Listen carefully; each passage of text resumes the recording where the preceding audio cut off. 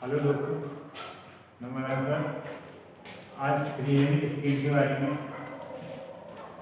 आपको कुछ बताऊंगा। इसकी पहले वाली वीडियो में हमने आप लोगों को बताया था फ्री हैंड स्किल में कुछ मेजरिंग, जिससे कि हम मेजर कर सकते हैं कि जो आपको कैसे मापते हैं, कौन कौन से टूल्स होते हैं, उसके बारे में हमने बताया था। आज हम और भी कुछ टूल्स बताएंगे जिन्हें कुछ मेजर करने वाले टूल्स कुछ रह गए थे, उनके बारे में बताएंगे।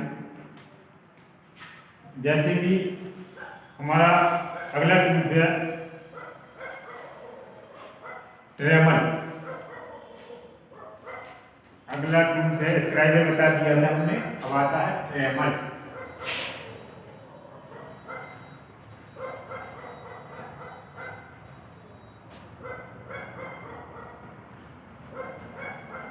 ट्रेमर वह टूल्स है ये जिनका प्रयोग हम बड़े जो बनाते समय बड़ा वृत्त खींचना होता है तो उससे बड़ा वृत्त बना सकते हैं। जैसे कि ये हमारा ट्रेमर आपको बताएं, ये दिख रहा है क्या है हमारा ट्रेमर।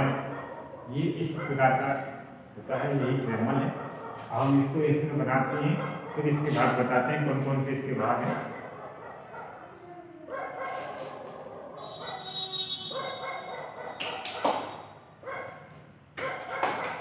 यह है लंबाई में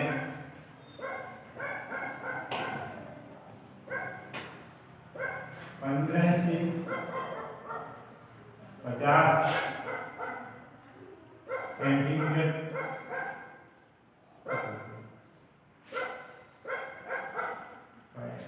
पाए जाते हैं। 15 से 50 सेंटीमीटर तक ये पाए जाते हैं। इसमें कैसे होती है कि एक तो ये रॉड होती है,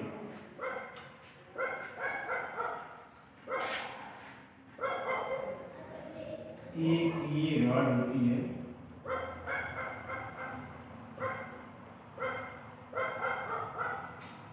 इसमें दो स्क्रू की तरह ये लगे रहते हैं स्लाइडिंग। वो कैसे लगे रहते हैं देख लीजिए।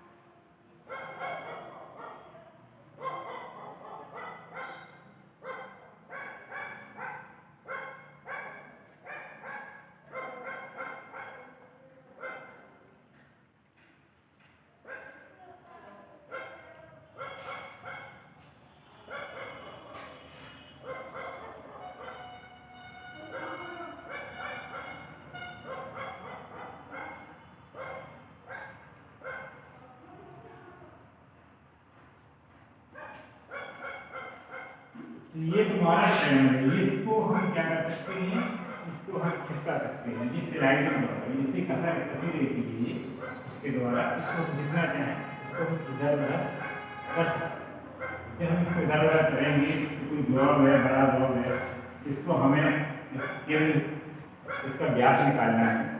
तो हम इस पॉइंट को यहाँ रख लेंगे इससे, और इसको स्लाइड को खिसका देंगे। स्लाइड को खिसकाने के बाद जहाँ तक हम इसको ले जा सकते हैं, जितना बड़ा चाहें उतना बड़ा इसको हम इसका वृत्त बना सकते हैं। तो ये क्या है हमारा ट्रायंगल। ठीक है, इसके कौन कौन से भाग हैं देख लीजिए। इसको तो सॉलिड बीम कहते हैं, क्या कहते हैं, सॉलिड बीम।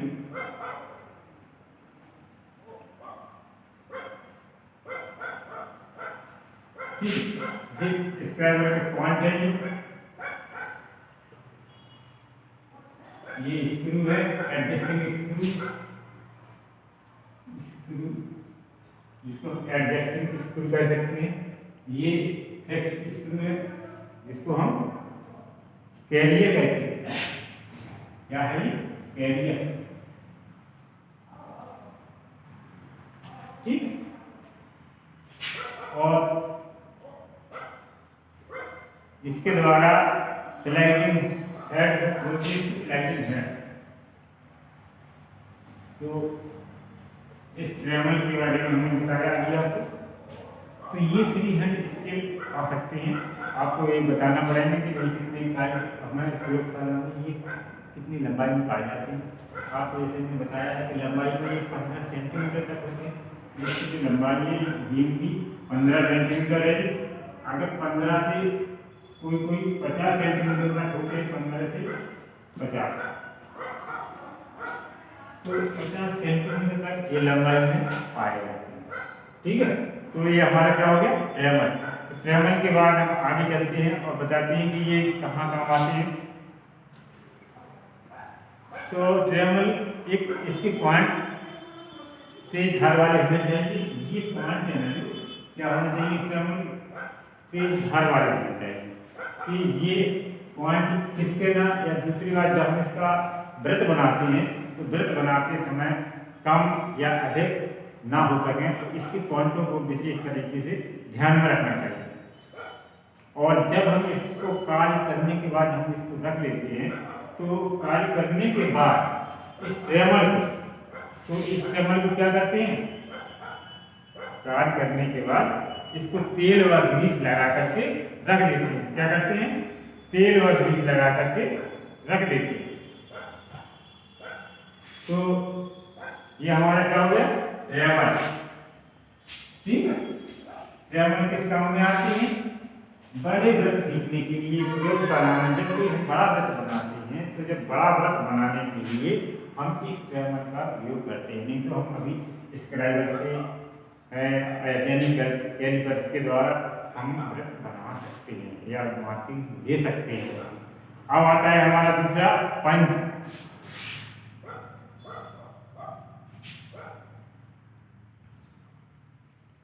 पंच किसे कहते हैं, यह एक मार्किंग टूल्स है जो हाई कार्बन स्टील का बना होता है। ये पंच 3 प्रकार के होते हैं। वो जैसे कि हम अभी आपको थोड़ा सा संकेत करके बता रहे हैं कि एक पंच हमारे पास है, देखिए। तो ये क्या है हमारा पंच, इसको हम डॉट पंच कहते हैं। तो इसमें कितने फलक होते हैं, 1 2 3 4 5 6 फलक है। हम जब इसको यहाँ बनाएंगे तो ये 2-3 प्रकार के हैं, इसको समझ लीजिए। तो पंच ये हमने बना दिया, इसमें ये मान लीजिए फलक हो गया तुम्हारा।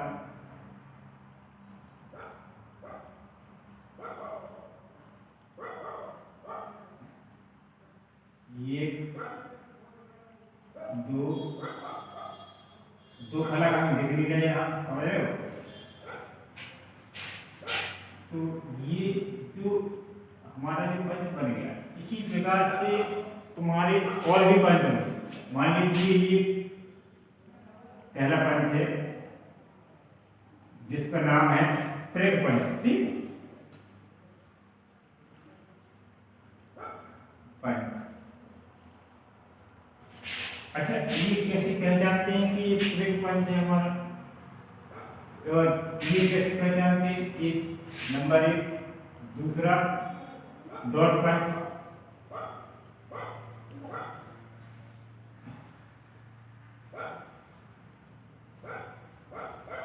ये तीसरा होता है सेंटर पंच।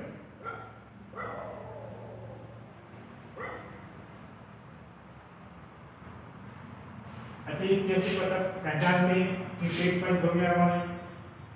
ये सिर्फ कटिंग एंगल से ही पहचान सकते हैं। जितना पतला होगा वो उतना एंगल पतला होगा, छोटा होगा एंगल। तो ये हम एंगल जो हमारा बन रहा है, ये जो कटिंग एंगल बन रहा है, इस एंगल को ही हम 30 डिग्री का अगर एंगल होगा तो ये हमारा प्रिक पंच कहलाएगा। समझ रहे? और डॉट पंच केवल इसी पंच इसी तरह का होता है। देख लीजिए, जैसे कि हमने ये बनाया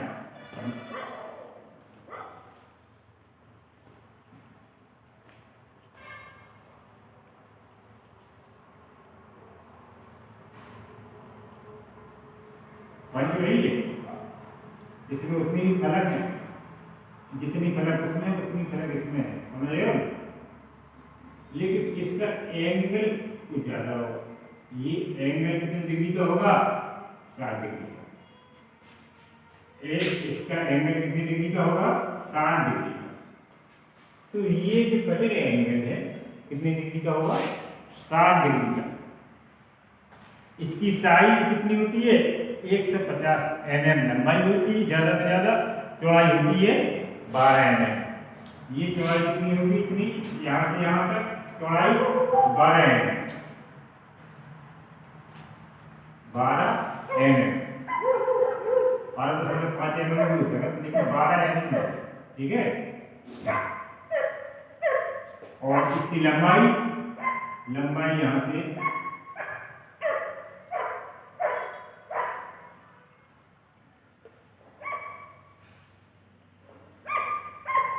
ये कितनी एम हो जाएगी? 150 mm। समझे?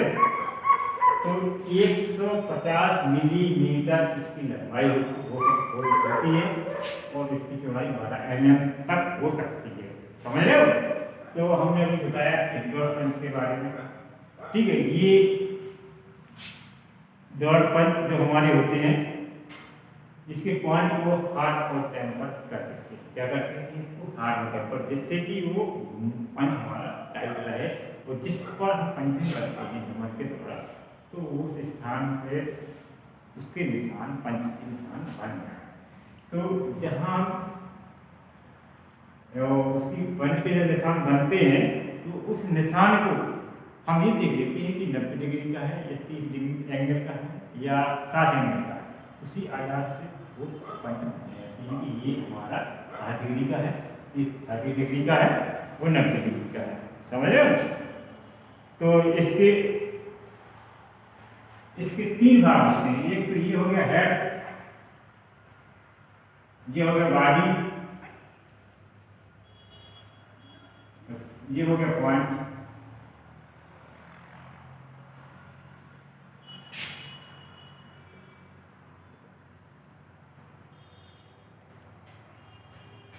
तो ये पॉइंट हमारा हमने बता दिया कि कोई भी पंच में इसका पॉइंट 30 डिग्री का होता है और डॉट पंच में इसका पॉइंट 60 डिग्री का होता है और सेंटर पंच में यही कोण, जो सेंटर पंच होगा उसमें भी हम यही कोण दर्शाएंगे।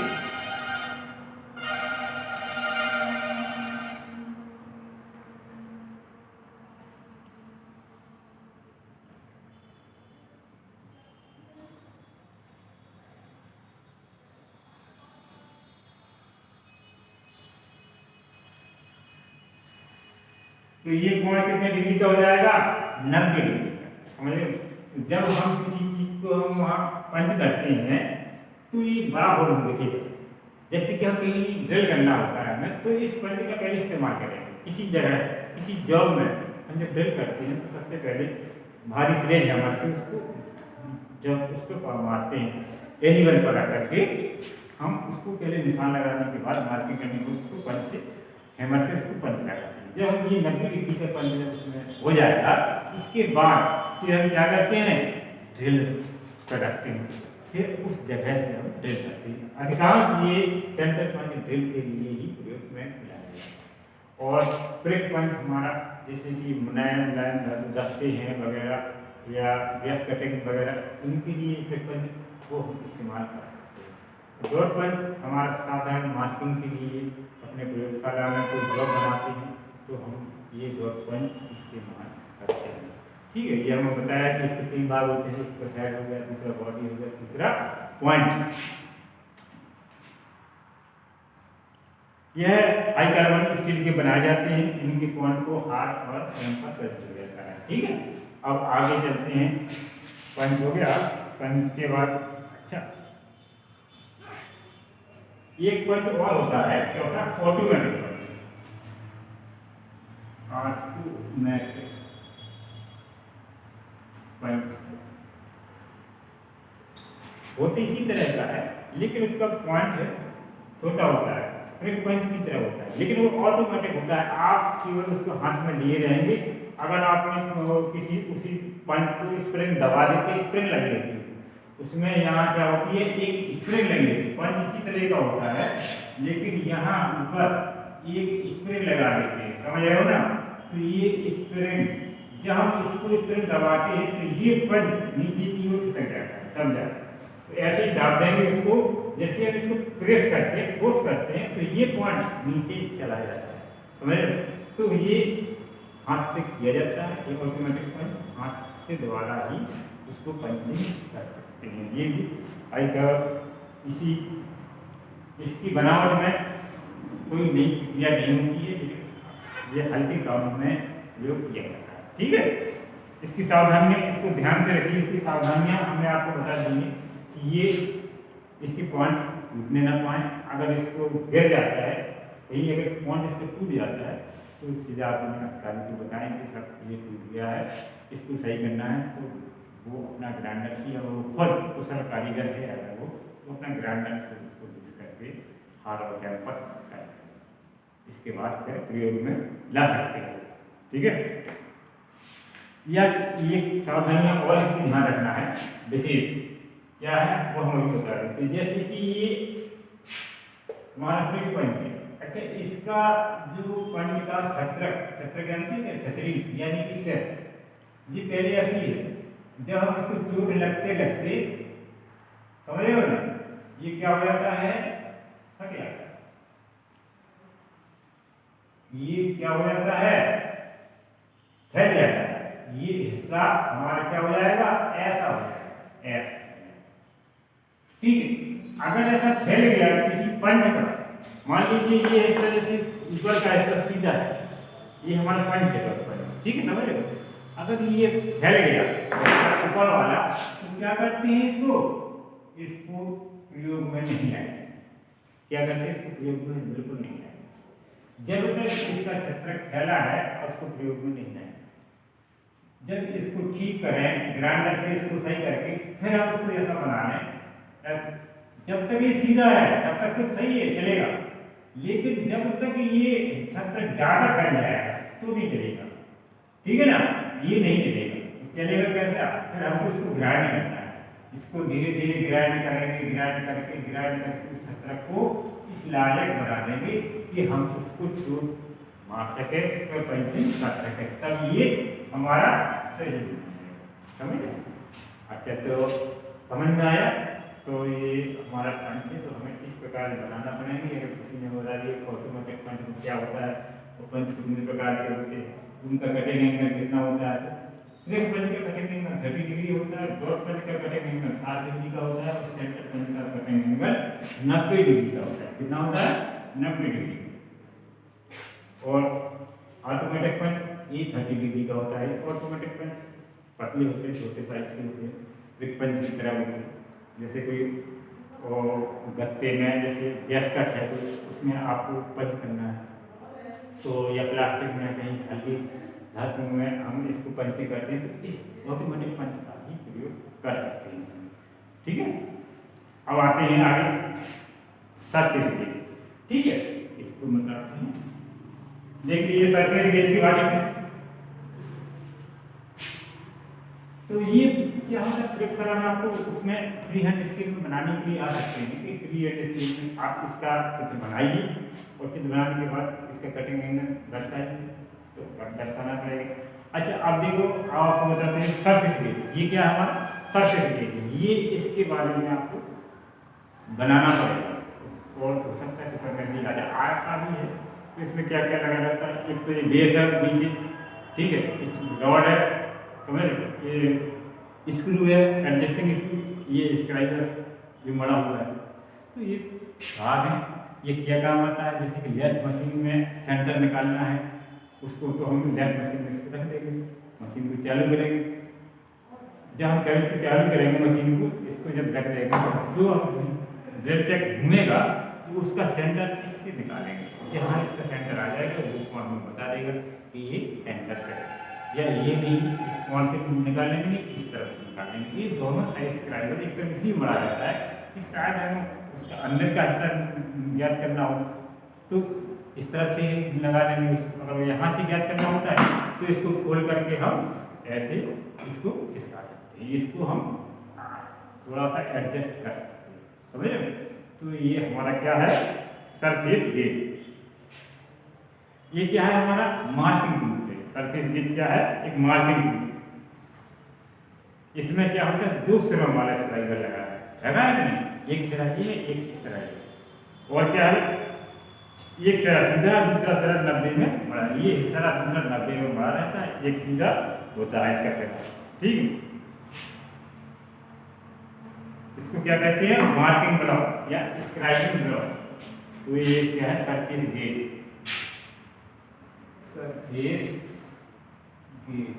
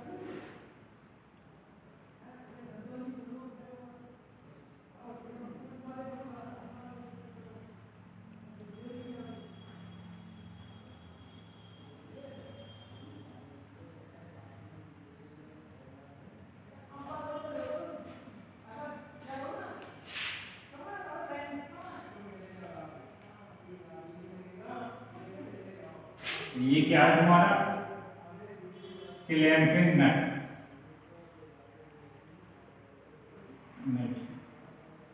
ठीक है। ये बेस हो गया तुम्हारा, बेस।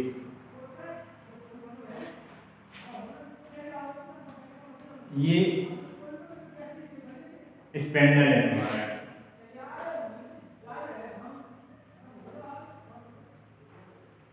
ये स्क्राइबर,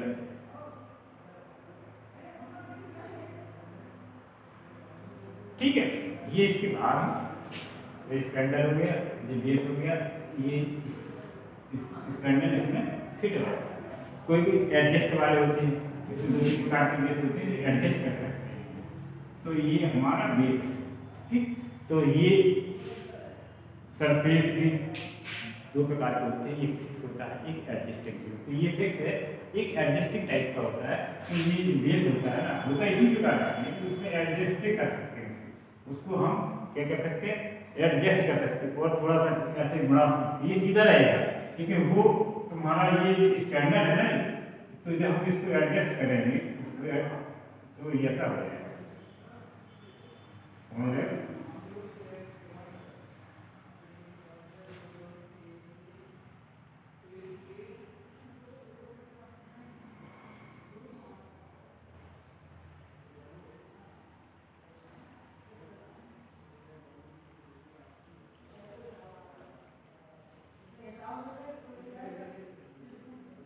इसमें जो भी लगा रहता है इसके अंदर, वो इसके अंदर स्क्रू रहता है।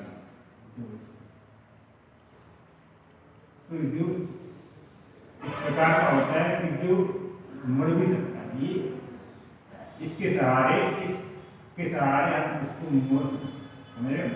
ये ऐसा भी हो सकता है, ये सीधा रहेगा, ये फिक्स रहेगा तो ये फिक्स है।